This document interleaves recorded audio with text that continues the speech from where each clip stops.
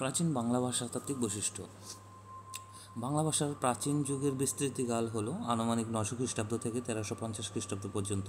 এই সময়সীমার মধ্যে 1200 খ্রিস্টাব্দ থেকে 1350 খ্রিস্টাব্দ পর্যন্ত যে কালপর্ব, সেই পর্বের মধ্যে রচিত বলে নিঃসংশয়ে গ্রহণ করা যেতে পারে। এমন কোনো বাংলা রচনার সন্ধান পাওয়া যায়নি। সেই জন্য 1200 খ্রিস্টাব্দ থেকে 1350 খ্রিস্টাব্দ পর্যন্ত পর্বটিকে অনুর্বর পর্ব বলা হয়। ব্যারেন পিরিয়ড বলা হয় অনুর্বর পর্বকে। এই পর্বের ভাষার নিদর্শন পাওয়া যায়নি বলে এর বৈশিষ্ট্যও আমরা জানতে পারি না। তাই এই পর্বটিকে অন্ধকার যুগও বলা যায়। এই জন্য এই পর্বটিকে বাদ দিয়েই অনেকে বলে থাকেন প্রাচীন যুগের বিস্তারকাল হলো 900 খ্রিস্টাব্দ থেকে 1200 খ্রিস্টাব্দ পর্যন্ত। বাংলা ভাষার প্রাচীন যুগের শ্রেষ্ঠ নিদর্শন পাওয়া যায় বৌদ্ধতান্ত্রিক সহজিয়াদের রচিত চর্যাগীতিগুলিতে। বৌদ্ধ সহজিয়াদের রচিত এই সাধন সঙ্গীতগুলি নেপালের রাজদরবার থেকে আবিষ্কার করে হাজার বছর পুরাণ বাংলা ভাষায় বৌদ্ধ গান ও দোহা গ্রন্থের চর্যাচর্য বিনিষ্টের অংশে প্রথম প্রকাশ করেন 1916 সালে মহামহোপাধ্যায় হরপ্রসাদ শাস্ত্রী। পরবর্তীকালে এগুলির ভাষাতাত্ত্বিক বৈশিষ্ট্য গুরুত্ব বিষয়ে আলোচনা করেন ভাষাচার্য সুনীতি কুমার চট্টোপাধ্যায়। ডক্টর সুনীতি কুমার চট্টোপাধ্যায় তার এই ভাষাতাত্ত্বিক বৈশিষ্ট্য গুরুত্ব বিষয়ে আলোচনা করেছেন তার রচিত the origin and development of the Bengali language, এবং ডক্টর সুকুমার সেন তার চর্যাগীতি পদাবলিতে এগুলোর ব্যাপারে আলোচনা করেছেন। Doctor Tarapada Mukhopadhyay old Bengali language and text এবং চর্যাগীতি এই গ্রন্থে আলোচনা করেছেন। ডক্টর পরশচন্দ্র মজুমদার তার বাংলা ভাষা পরিক্রমা দ্বিতীয় খণ্ডতে আলোচনা করেছেন। চর্যা ধর্ম, দর্শন ও সাহিত্যিক গুরুত্ব বিষয়ে আলোচনা করেন মোহাম্মদ শহীদুল্লাহ লেস চ্যান্টস ম্যাস্টিকিউ ডি কাহা এট সারাহা এ নামক গ্রন্থে। Doctor Shashibhushan Dasgupta obscure religious cults বৌদ্ধধর্ম ও চর্যাগীতি গ্রন্থে, এবং ডক্টর সুকুমার সেন আবার বাংলা সাহিত্যের ইতিহাস প্রথম খণ্ড, এবং ডক্টর অসিত কুমার বন্দ্যোপাধ্যায় বাংলা সাহিত্যের ইতিবৃত্তি প্রথম খণ্ড এবং চর্যার একটি পূর্ণাঙ্গ পাণ্ডুলিপি সংস্করণ প্রকাশ করেন ডক্টর নীলরতন সেন। চর্যাগীতি কোষ। চর্যাগীতি ছাড়া প্রাচীন বাংলা আর যেসব নিদর্শন পাওয়া গেছে সেগুলো নিতান্তই নগণ্য। অমর সিংহ রচিত সংস্কৃত অভিধানকল্প গ্রন্থ অমরকোষের টিকা রচনা করেছিলেন বন্দঘটীয় সর্বানন্দ। এতে যে প্রায় 400 বাংলা শব্দ আছে সেগুলোকে প্রাচীন বাংলা নিদর্শন বলে ধরা হয়। আর শেখ সভুদয়ায় সংকলিত যে 2-4টি বিচ্ছিন্ন বাংলা গান পাওয়া যায় সেগুলোকে প্রাচীন বাংলা নিদর্শন রূপে গ্রহণ করা হয়। আর আছে বৌদ্ধ কবি ধর্মদাসের বিদগ্ধ মুখমণ্ডনে 2-4টি বাংলা ছড়া ও কবিতা। এখন আমরা প্রাচীন বাংলা ভাষাতাত্ত্বিক বৈশিষ্ট্যের মধ্যে ধ্বনিতাত্ত্বিক বৈশিষ্ট্যটা আলোচনা করব। প্রাচীন ভারতীয় আর্য ভাষার বিষম ব্যঞ্জনের মিলনে গঠিত যুক্ত ব্যঞ্জনগুলো মধ্য ভারতীয় আর্য ভাষায় সমবেত হয়ে সমব্যঞ্জনে গঠিত যুগ্ম ব্যঞ্জনে পরিণত হয়েছিল। যেমন পব্বত, রেফটা বয়ে পরিণত হয়েছে, জন্ম, দন্তানুটা ময়ে পরিণত হয়েছে। প্রাচীন বাংলায় এই যুগ্ম ব্যঞ্জনের মধ্যে একটি লুপ্ত হলো, যেমন পবত, জম, এবং এই লুপের ক্ষতিপূরণ স্বরূপ পূর্ববর্তী স্বরধ্বনি দীর্ঘ হলো। এই নিয়মের ব্যতিক্রম দেখা যায় অর্ধ তৎসম শব্দে, যেখানে সমীভূত যুগ্ম ব্যঞ্জনের একটি লুপ পেয়েছে কিন্তু পূর্ববর্তী স্বরধ্বনি দীর্ঘ হয়নি। যেমন মিথ্যা, মিছা। নাসিক ব্যঞ্জনের সংযোগে গঠিত যুক্ত ব্যঞ্জনের অনেক সময় সমবেত হয়নি। তা সত্ত্বেও প্রাচীন বাংলায় এই ধরনের যুক্ত ব্যঞ্জনের পূর্ববর্তী স্বরধ্বনি দীর্ঘ হয়েছে, যেমন বন্ধ, বান্ধ, চন্দ্র, চান্দ। নাসিক ব্যঞ্জন অনেক ক্ষেত্রে লুপ পেল এবং তার ফলে পূর্ববর্তী স্বরধ্বনি অনুনাসিক হয়ে গেল, যেমন শব্দেন, সান্দে। পাশাপাশি অবস্থিত একই স্বরধ্বনি বজায় ছিল, অর্থাৎ দুটি মিলে একটি স্বরে পরিণত হয়নি, যেমন উদাস, উয়াস। কিন্তু পদের অন্তে অবস্থিত একাধিক স্বর যৌগিক স্বররূপে উচ্চারিত হতো এবং ক্রমে দুটি মিলে একক স্বরে পরিণত হলো, যেমন ভনতি, ভনই, পুস্তিকা, পুথিয়া বা পুথিয়া থেকে পুঁথি। পাশাপাশি অবস্থিত দুটি স্বরধ্বনির মাঝখানে প্রায়ই অন্তস্তীয় ধ্বনি শ্রুতিধ্বনি রূপে এসে যেত, যেমন নিকটে, নিয়ড্ডি, নিয়ড্ডি স্বর মধ্যবর্তী একক মহাপ্রাণ ধ্বনি প্রায়ই হকারে পরিণত হতো, যেমন মহাসুখ, মহাসুহ, কথন, কহন। তালিবস্য স্থানে দন্তাস্বয়ের ব্যাপক ব্যবহার দেখা যায়, যেমন এরি, এউ, ছান্দক, বান্দকরণক, পাঠের আঁশ, শুনুপাক, ভিরি, লাহুরে, পাস। ছন্দের পটুতার আশা ছাড়া হোক, শূন্যতা পাখি, পাশে ভিড়ে ধরো। রূপতাত্ত্বিক বৈশিষ্ট্য। প্রাচীন বাংলা ভাষাতাত্ত্বিক রূপতাত্ত্বিক বৈশিষ্ট্য নিয়ে এখন আলোচনা করব। কর্তৃকারকে শূন্য বিভক্তি প্রাচীন বাংলায় লক্ষ্য করা যায়, যেমন চঞ্চল চি এ পৈঠ কাল, মানে চঞ্চল চিত্রে কাল প্রবিষ্ট হলো। কখনো কখনো অনির্দিষ্ট কর্তায় এ বিভক্তির প্রয়োগও দেখা যায়, যেমন রুখের তেন্তলি কুম্ভীরে খাও, গাছের তেঁতুল কুমিরে খায়। কোনো কোনো ক্রিয়ার দুটি করে কর্ম থাকে, মুখ্য কর্ম ও গৌণ কর্ম। ক্রিয়াটির সঙ্গে কী প্রশ্নের যে উত্তর পাওয়া যায় তা মুখ্য কর্ম, এবং কাকে প্রশ্নের যে উত্তর পাওয়া যায় তা গৌণ কর্ম। সাধারণত মুখ্য কর্ম অপ্রাণীবাচক ও গৌণ কর্মই প্রাণীবাচক কর্ম হয়ে থাকে। প্রাচীন বাংলা থেকেই গৌণকর্ম ও সম্প্রদানকারকে রূপ একই রকম হতে থাকে। বাংলায় প্রায়ই গৌণকর্মে ও সম্প্রদানকারকে ক, কে, রে বিভক্তি বা শূন্য বিভক্তি পাওয়া যায়, যেমন লুই ভনই গুরু পুচ্ছিয় জান। লুই বলে গুরুকে জিজ্ঞাসা করে জেনে নাও, এখানে গুরুতে শূন্য বিভক্তি। মতিয়ে ঠাকুরক পরিনিবিত্তা, মন্ত্রীর দ্বারা রাজাকে পরিবৃত করা হয়েছে, অর্থাৎ মন্ত্রীর দ্বারা ঘিরে ফেলা হয়েছে। ঠাকুরক রাজাকে, এখানে ক বিভক্তি। কেহ কেহ তুহুরে বিরুয়া বলই, কেহ কেহ তুকে বিরূপ কথা বলে, তুহুরে তুকে, এখানে রে বিভক্তি। মুখ্য কর্ম শূন্য বিভক্তি দেখা যায়, যেমন শ্বশুরা নিদ গেল বহুরি জাগ, কানেট চুরে নিল কা গই মাগ।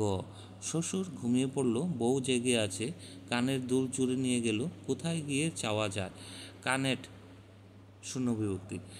করণকারকের বহু প্রচলিত বিভক্তি ছিল এ, এন, যেমন মতীয় ঠাকুরক পরিনিবিত্তা, মতীয় ঠাকুর পরিনিবিত্তা। মতিয়ে এ বিভক্তি করণ ও অধিকরণকারক প্রায়ই একাকার হয়ে গেছে, ফলে অধিকরণে প্রায়ই একই বিভক্তি চোখে পড়ে, যেমন ঘরে। অধিকরণের আরও বিভক্তি ছিল ই, এ, হি, তে, ত, যেমন নি, অরি, বুহি, মা, জাহুরে লাঙ্ক। চঞ্চল চি এ পৈঠ কাল, চঞ্চল চিত্তে কাল প্রবিষ্ট হল। আইসনি চর্যা কুক্কুরি পা এ গায়ু, কুড়ি মাছে একু হি ওহি সামায়ু। এমন চর্যা কুকুরি পাদ গাইল, কোটি লোকের মধ্যে একের হৃদয়ে তা প্রবেশ করল। সকল সমাহি অ কাহি করিয়, সুখ দুঃখেতে নিচিত মরি ওই। এত সমাধি সাধন করে কি হয়, সুখে দুঃখে তো মরতেই হবে। হারিত ভাত নাহি নীতি আবেশী, হারিতে ভাত নেই। অধিকরণের বিভক্তিগুলির মধ্যে এ বিভক্তির প্রয়োগ ছিল ব্যাপক, এত ব্যাপক যে অন্যান্য কারকের অর্থ প্রকাশ করার জন্যেও এই বিভক্তির তির্যক ব্যবহার ছিল, যেমন কর্তৃকারকের অর্থে কানের চুরে নিল কা গই মাগ অ, কানের দুল চুরে নিল কোথায় গিয়ে চাওয়া যায়। অপাদানের অর্থে জামে কাম কি কামে জাম, জন্ম থেকে কর্ম হয় নাকি কর্ম থেকে জন্ম হয়। সম্বন্ধপদের বিভক্তি ছিল এর, র, ক। সম্বন্ধপদের বিভক্তি ছিল প্রাচীন বাংলা ভাষাতাত্ত্বিক রূপ বৈশিষ্ট্যের মধ্যে সম্বন্ধপদের বিভক্তি ছিল এর, র, ক, যেমন রুখের তেন্তলি কুম্ভীরে খাও, গাছের তেঁতুল কুমিরে খায়। মুহুর বিগু আ কহনো ন যায়, আমাদের মিলন সুখের কথা বলা যায় না। এরি এও ছান্দক বান্দ করণক পাঠের আশ, ছন্দের বন্ধ ও ইন্দ্রিয় পটুতার আশা ত্যাগ করো। তির্যক বিভক্তি ছাড়া অপাদানের নিজস্ব বিভক্তি ছিল হু, যেমন হু, রত্নাথ, রত্ন থেকে। বিভক্তির অর্থ প্রকাশ করার জন্য যেসব শব্দ বিভক্তির বদলে ব্যবহৃত হয়, অথচ যেগুলি বিভক্তির মতো মূল শব্দের সঙ্গে যুক্ত হয়ে যায় না, সেগুলোকে অনুসর্গ বলে। মানে বিভক্তির অর্থ প্রকাশ করার জন্য যেসব শব্দ বিভক্তির বদলে ব্যবহৃত হয় অথচ যেগুলি বিভক্তির মূল শব্দের সঙ্গে যুক্ত হয়ে যায় না সেগুলোকে অনুসর্গ বলে। এইরকম অনুসর্গের ব্যবহার প্রাচীন বাংলাতেই সূচিত হয়েছিল। যেমন নিমিত্তার্থে চতুর্থী বিভক্তির স্থানে অন্তরে তহুর অন্তরে মুয়ে ঘলিলি হারিরি মালি, তোমার জন্যে আমি হারের মালা নিলাম। সংস্কৃত করণ কারকের বহুবচনের পদ অস্মাভিহ প্রাকৃত অমাহাহি অপভ্রংশ অমহি। মানে সংস্কৃত করণ কারকের বহুবচনের পদ যদি অস্মাভি সেটা প্রাকৃতে ছিল অমহাহি, অপভ্রংশে সেটা হয়েছে অমহহি, মানে আকারটা পরিবর্তিত হয়েছে। অস্মাভি থেকে আগত অমহে মানে অম্ভে প্রাচীন বাংলাতেই কর্তৃকারকের একবচনের পদরূপে ব্যবহৃত হতে আরম্ভ করে। সংস্কৃত করণ কারকের বহুবচন পদ তুস্মাভি জুস্মাভি প্রাকৃত তুমহাহি অপভ্রংশ তুমহি থেকে আগত পদ তুমভে প্রাচীন বাংলায় কর্তৃকারকের একবচনের পদরূপে কশ্চিৎ কখনো ব্যবহৃত হতে দেখা যায়। যেমন ভনই লুই আমহে ঝানে দীর্ঘা, অথবা বৈদিক চতুর্থী সপ্তমীর বহুবচনের পদ অস্মে প্রা অমহে প্রা বাং আমহে আমহে অমহি ম বাং আমহি আ বাং আমি মহাপ্রাণ নাসিকের প্রাণতার লোক। ক্রিয়ারূপে বর্তমানকালের বিভক্তি ছিল উত্তম পুরুষে মি হু, মধ্যম পুরুষে স এবং প্রথম পুরুষে ই। যেমন হালো ডুম্বি তু পুছমি সদ্ভাবে আইসি যাসি ডুম্বি কাহারি নাবে। হারে ডুমনি, তুকে সাদা মনে একটা কথা জিজ্ঞেস করি, তুই কার নৌকায় আসা যাওয়া করিস রে? 64টি কোঠা গনিয়া লেহু, 64টি ঘর গুনে নি। লুই ভনই গুরু পুচ্ছি অজান, লুই বলে গুরুকে জিজ্ঞাসা করে জেনে নাও। এখানে উত্তম পুরুষ পুচ্ছসি লেহু, মধ্যম পুরুষ আইসসি যাসি, প্রথম পুরুষ ভনই। অতীতকালের ক্রিয়ারূপ গঠন করা হতো দুইভাবে, নিষ্ঠান্ত পদ দিয়ে এবং ধাতুর সঙ্গে ল বা ইল প্রত্যয় যোগ করে। যেমন নিষ্ঠান্ত পদের সাহায্যে গম প্লাস ত, গত গৌ সহর গৌ নিবানে শশুধর নির্বাণে গত হলো। প্রবিষ্ট পাইঠ পৈঠ পাইঠ চঞ্চল চিয়ে পৈঠকাল, চঞ্চল চিত্রে কাল প্রবিষ্ট হইল। ল ইলো প্রত্যয় যোগ করে। যেমন দেখ প্লাস ইল দেখিল, মই দেখিল আমি দেখিলাম। ভু যোগ ইলো ভইল প্লাস দীর্ঘি ভৈলি, সবরই সচেতন নিচেতন ভৈলি, সবরই নিশ্চেতন হলো। গম প্লাস ল গেল শ্বশুরা নিদ গেল, শ্বশুর ঘুমিয়ে পড়ল। ল ইল যুক্ত ক্রিয়ারূপগুলি প্রথমে কর্মবাচ্যে ও ভাববাচ্যে বিধেয় বিশেষণ রূপে ব্যবহৃত হতো। এই জন্যে এগুলির পুংলিঙ্গে ও স্ত্রীলিঙ্গে পৃথক রূপ হতো। যেমন শ্বশুরা নিদ গেল, সবরই নিচেতন ভৈলি, ব্যতিক্রম আজি ভুসুকু বঙ্গালী ভৈলি। ল ইল প্রত্যয়ান্ত পদ যে মূলত বিশেষণ ছিল তার প্রমাণ বিশেষ্যের পূর্বে তার ব্যবহার থেকেই পাওয়া যায়। যেমন দুহিল দুধু কি বেন্টে ঝামায়, দুয়া দুধ কি আবার বাটে প্রবেশ করে। ভবিষ্যৎকালের ক্রিয়ারূপ গঠিত হতো ইব যোগ করে। যেমন মই ভাইব আমি ভাবব। ভবিষ্যৎকালের ক্রিয়ারূপ গঠিত হতো ইব যোগ করে। যেমন মই ভাইব আমি ভাবব। অসমাপিকা ক্রিয়ার রূপ গঠিত হতো তিনভাবে। যেমন এক, ধাতুর সঙ্গে নিষ্ঠা প্রত্যয় যুগে নিষ্ঠান্ত পদ রচনার পর তার সঙ্গে এ বিভক্তি যোগ করে। যেমন চর যোগ ইলো চরিল প্লাস এ চরিলে। সাংকমত চরিলে দাহিন বামে মা হুহি, সাকুতে চড়লে ডাইনে বামে ঘুরো না। দুই স্বতন্ত্র পদের সাহায্যে, যেমন বুর যুগ অন্ত বুরন্ত, বুরন্ত প্লাস এ, বুরন্তে মই এথু, বুরন্তে কিম্পি ন দিঠা। আমি এখন বুড়িয়ে যাওয়াতে কিছু দেখতে পাই না। তিন, ইয় ইয়া প্রত্যয় যোগ করে দৃঢ় করিয় মহাসুহ পরিমাণ লুই ভনই গুরু পুচ্ছি ও জান দৃঢ় করে মহাসুখ পরিণাম করো। লুই বলে গুরুকে জিজ্ঞাসা করে জানো। চর্যাপদে এমন কিছু কিছু বিশিষ্ট প্রয়োগের কথা বিশেষজ্ঞরা উল্লেখ করেছেন যা বাংলা ছাড়া অন্য নবভারতীয় আর্য ভাষায় পাওয়া যায় না, যেমন গুনিয়া লেহু, গুনে নি, দুহিল দুদু, দুয়া দুধ ইত্যাদি। কিন্তু এইসব অনন্য সুলভ প্রয়োগের জুড়ে এমন দাবি করা যাবে না যে শুধু বাংলার সঙ্গেই চর্যা ভাষার সাদৃশ্য আছে।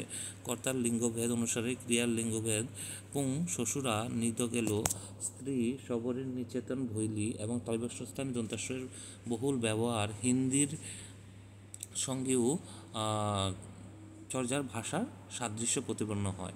এখন আমরা পড়ব প্রাচীন বাংলা ভাষার আর ছন্দ রীতিগত বৈশিষ্ট্য। প্রাচীন বাংলা ভাষার ছন্দ রীতিগত বৈশিষ্ট্য।